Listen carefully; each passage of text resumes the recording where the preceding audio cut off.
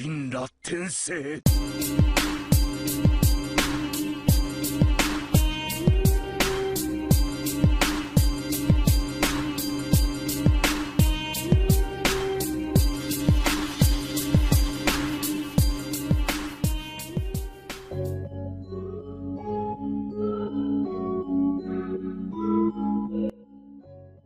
Yo, what's going on everyone? It is the Mist again and welcome back to a new video on the channel today. So today I will be reviewing chapter 22, which just came out a couple of hours ago.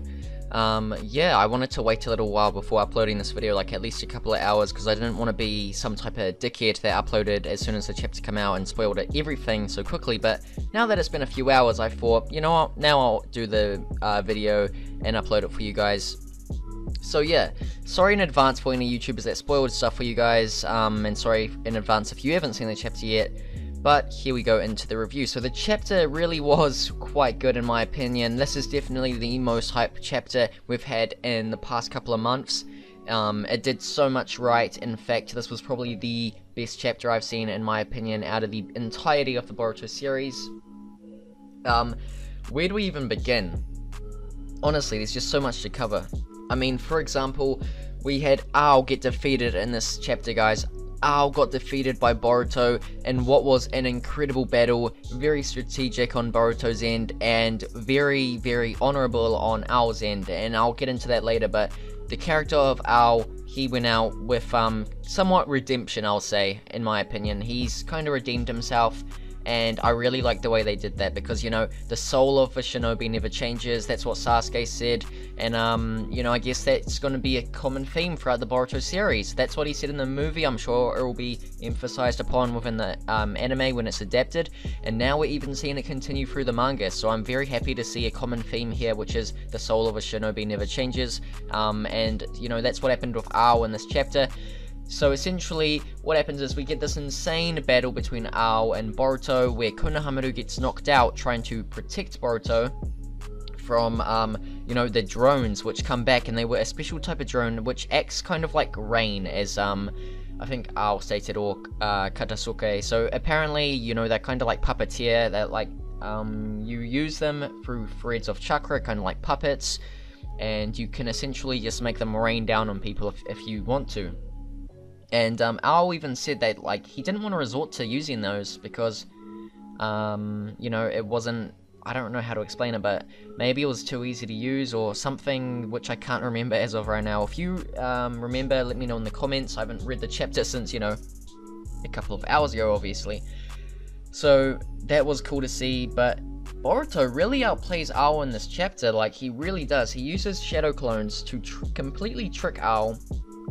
And something awesome was the fact that, you know, Boruto was wearing the absorption glove, and, you know, when you make a shadow clone, you know, it copies everything besides the glove, I suppose, is what Ao was trying to say. So that's how he distinguished who was the real Boruto or not. So he takes down the shadow clones, and then all of a sudden, he's like, you're the real Boruto because you have the glove on, but then it turns out that wasn't Boruto, and then Boruto slices off Ao's arm and leg.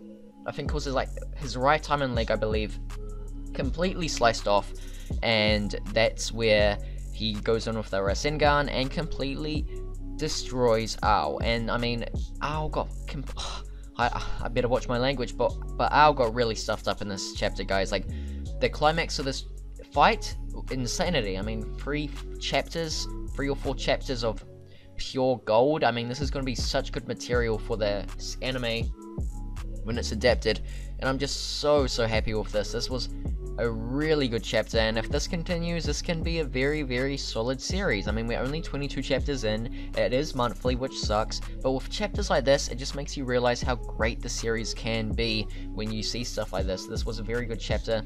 There was seriously nothing wrong with the chapter, and now, we get into the most hype thing I've seen in the entire Boruto series so far, okay? There have been rumors and theories about Kashin Koji, you know, this mysterious, intimidating monster of a man being Jiraiya, and I mean, those theories are just gonna be completely more solidified after this chapter, because Kashin Koji summons a damn toad, okay? He summons a toad. And this was insanity, okay? Because this just, what, his appearance, his jutsu, this guy is connected to Jiraiya in some way or another. I mean, this is a possibility, okay, guys? I mean, they're teasing us so much with this. The writers are really clever and they know how to tease people, because if this guy is not related to Jiraiya, if not Jiraiya, then this is insanity. I mean, the level of trolling that the Boruto staff is doing is just ridiculous. I mean, it's just absolutely ridiculous. We have Kawaki, and now we have Jiraiya. I mean, what the heck is this? We have Kashin Koji. What the heck, dude? He summons a toad, which releases steam from like weird pipes on its back. You know, weird body parts. And jeez, he literally just stands on Ao. And this was one of the coolest parts of the chapter right here, because what essentially happens is Ao, you know, he resorts to ninjutsu, okay? And now this was weird, because I didn't really think about it when I was reading these chapters, but Ao, I suppose, never used ninjutsu throughout the entirety of the fights. And then he literally finally resorted to using ninjutsu in order to move Boruto away so that he wasn't killed by Kashin Koji. And then Kashin Koji, you know, he summons a toad, jumps on Ao, and Ao is dead. And Kashin Koji says these lines: "So you resorted to using ninjutsu, eh?" So, and then he went off to say something along the lines of, "I suppose in your final moments you wanted to die the death of an honorable shinobi," or something along those lines. And wow, I mean, this really just solidifies the fact that, you know, the theme of the soul of a shinobi never changes. That's a big part of the Boruto series, because like I said at the beginning of the video, that's what Sasuke said in the movie, and it looks like that's what they really want to continue throughout this entire series, which is really cool.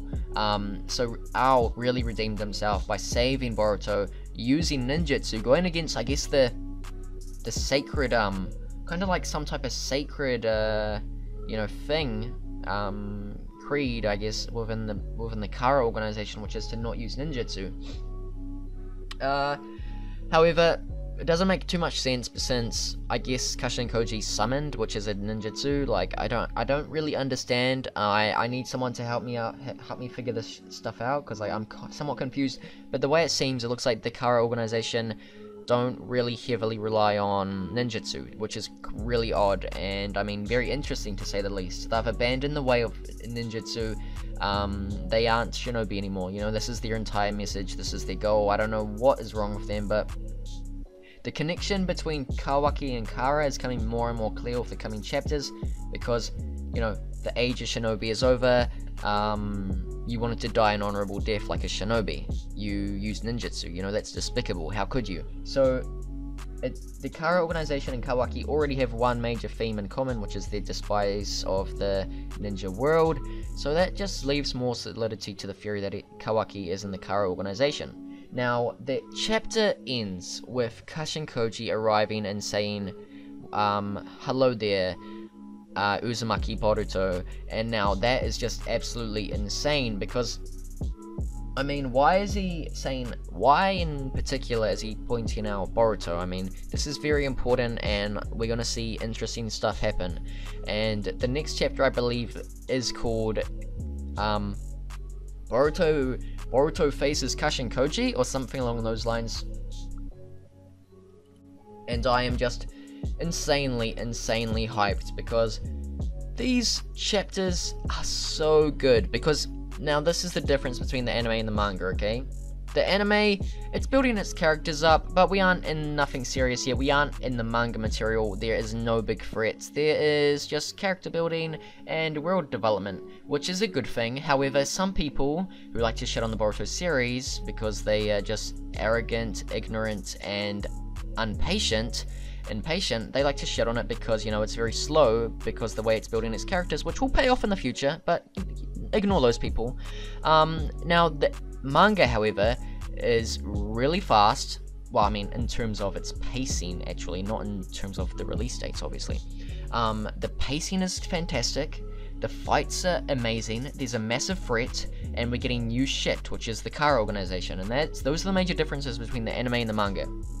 And this manga series is blowing me away damn month. I mean, this, ugh, God, as soon as the anime hits this type of stuff, wow, I just want to see all the Boruto haters get their, like, start sucking on Boruto's cock, you know?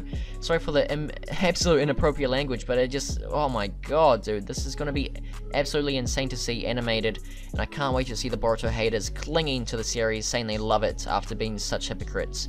But anyways, guys, thank you all so much for watching. Let me know what you thought of this chapter in the comment section down below, because it was absolutely mental. It was insane, and it was definitely my favorite so far. Kashin Koji, god, is he Jiraiya? I don't know, but this is insane, guys. I'll see you in the next video. Peace out. See you later.